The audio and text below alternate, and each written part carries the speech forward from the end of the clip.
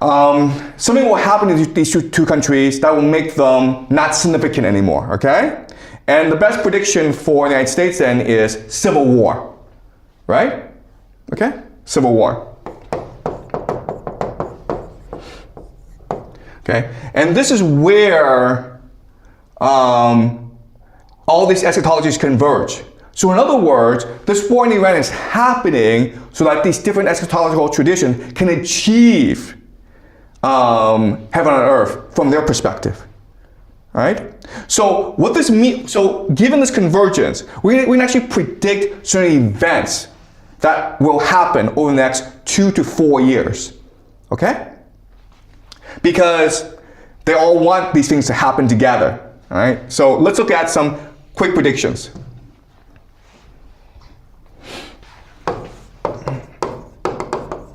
Okay? First prediction, of course, is that the US will use ground troops. Because using ground troops will create a national draft. And what does a national draft do? It creates a civil war, right? A lot of young people are going to refuse to fight in this war. And this is going to create protests. Then America will have no choice but to deploy the National Guard. And this will create the recipe for a lot of civil conflict in America.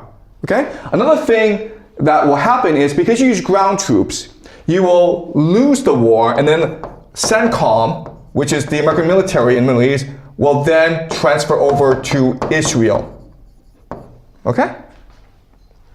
What's happening in this war is that the economies of the GCC are being destroyed. And that's part of the plan. Okay? Because for Israel to achieve the Greater Israel Project, it needs to absorb the GCC and parts of Turkey and parts of Egypt. Okay? So another way of saying this is that the GCC is basically finished. The intention is to collapse their economies and make them irrelevant. Right? The third thing we can expect is that Turkey will enter this war, and Saudi Arabia actually, will enter the war.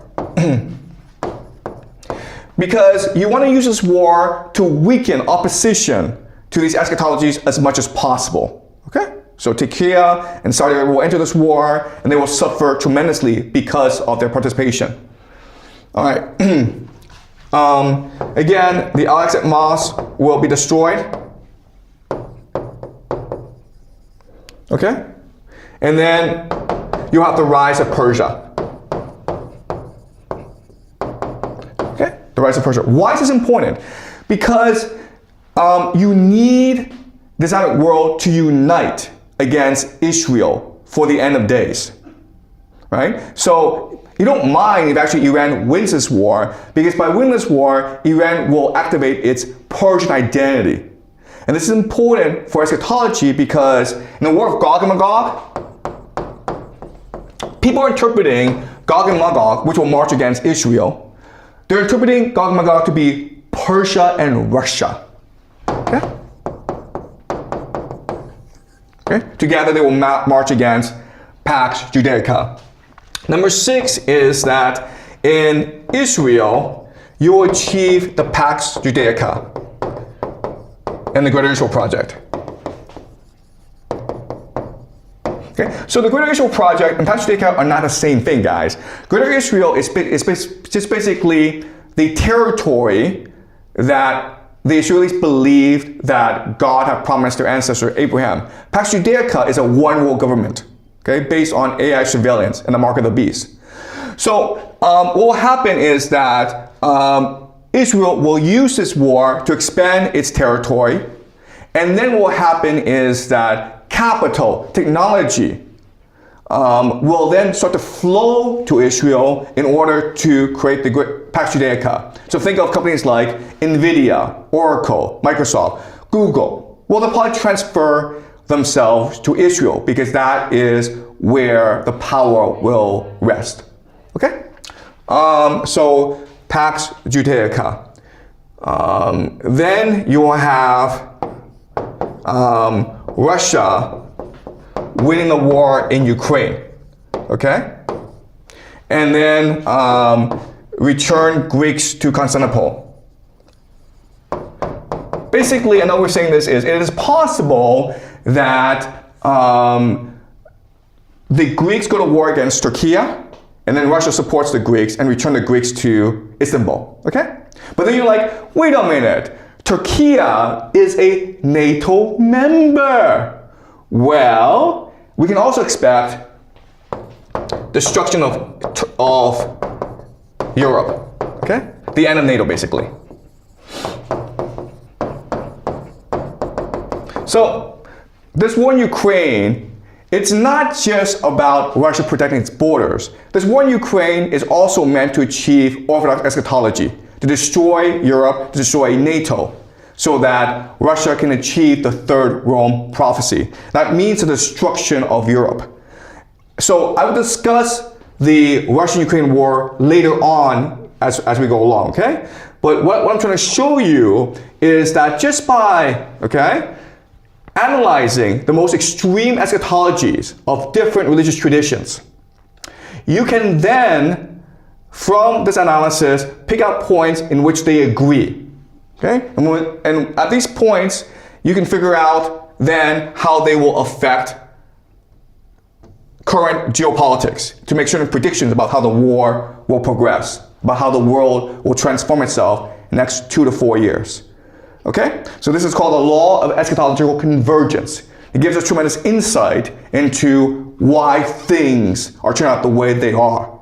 Okay? Because again, I keep on saying this, but purely from a geopolitical perspective, purely from a realpolitik perspective, this war in Iran makes no sense. But if you look at it from an eschatological perspective, then it makes perfect sense. Okay? Any questions? Yes. But I think, like, if we look into the war between America and Iran, I think Trump is trying to destroy Iran as the same way that he destroys Venezuela, but it fails, which led Iran to fight back. So I think this could also explain in a political way, but not religious. Okay.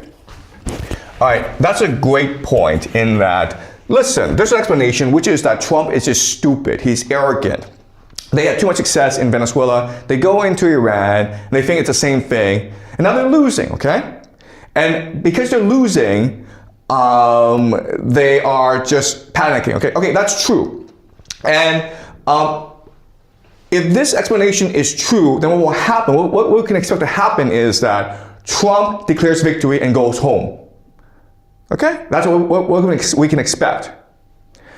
And if the US does go home, then you're right. Okay? So we can expect, but sorry, the question then is what happens next few months? All right. What you need to understand is this. War is not simple. Once you start a war, you can't end the war. All right, so let me explain really quickly why, okay? So, you have Iran, and the main advantage that Iran has over the United States is the GCC cannot defend itself, okay? Because it's just a desert.